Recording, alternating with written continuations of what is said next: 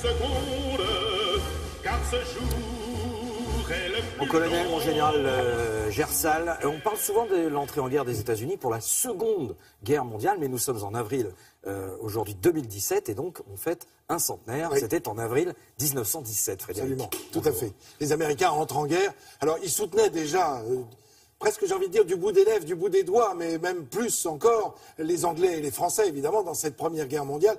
Ils se disaient neutres jusqu'à ce mois d'avril 1917. Évidemment, ils nous prêtaient beaucoup d'argent pour permettre des achats de matières premières, notamment. Oui, mais qui a pris cette décision, Eh ben, alors, de rentrer en guerre? Vous savez ce que c'est qu'une décision pour entrer en guerre? Ce sont les élus, c'est le Sénat, ce sont les sénateurs et la Chambre des représentants.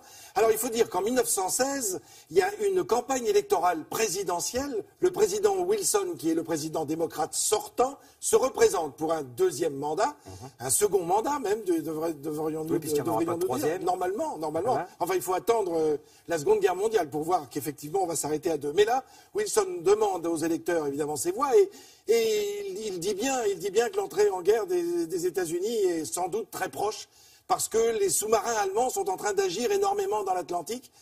On se souvient de l'histoire du Lusitania qui date de quelques mois déjà. C'est ce paquebot qui a été coulé en plein cœur de l'Atlantique. Et là, il y a un nouveau U-boat. Les U-boats sont les sous-marins allemands, c'est comme cela qu'on les appelle. Under the sea, vous savez, c'est sous la mer. C'est pour ça le U, c'est oui, under. Oui, c'est under. En allemand, Unter. Hein, c'est Unterboat. Et boat, évidemment, bateau. Donc, ces sous-marins allemands qui font beaucoup de dégâts, et notamment, ils viennent encore, au mois de février de 1917, de recouler encore couler un paquebot. Donc effectivement, là cette fois, Wilson, qui vient d'être réélu, tape un grand coup sur la table et au mois de février 1917, demande aux élus, au Sénat et à la Chambre des représentants de voter. Et effectivement, ils vont voter. Alors après des heures et des heures de discussion, on va enfin accepter cette entrée en guerre des États-Unis. Je vous propose de regarder des images.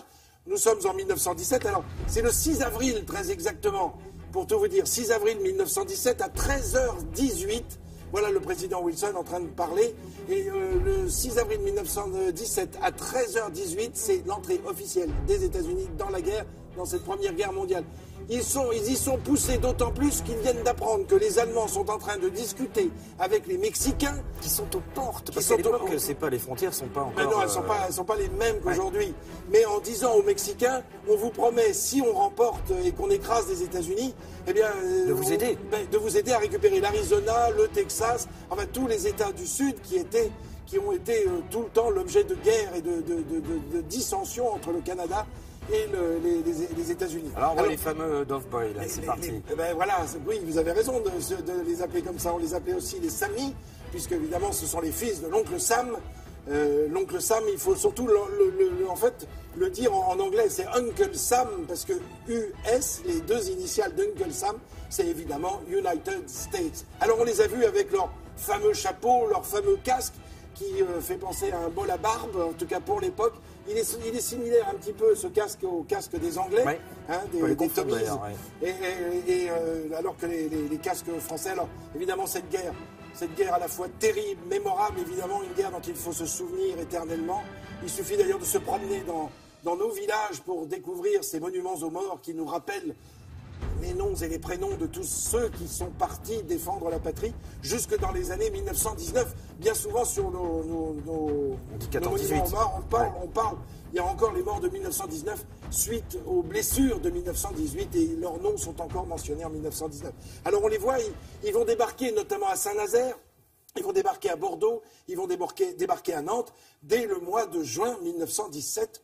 Ils seront jusqu'à 450 000 sur le territoire français pour défendre leurs couleurs et défendre... c'est absolument colossal et c'est curieux que l'image de la Seconde Guerre mondiale est totalement fait oublier dans les mémoires, oui, cet engagement de la première, quoi. Alors, sauf le 4 juillet 1917, ils viennent d'arriver et le colonel Stanton, qui est le bras droit du général Pershing, est devant la tombe de Lafayette et il dit « Lafayette, nous voici ».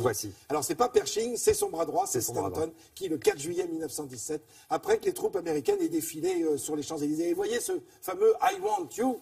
US Army, avec le chapeau et évidemment l'affiche du recrutement très célèbre. Oui, et ils ont recruté Merci, mon général. des millions d'Américains qui ont accepté de partir. Je m'en souviendrai. Merci, mon général.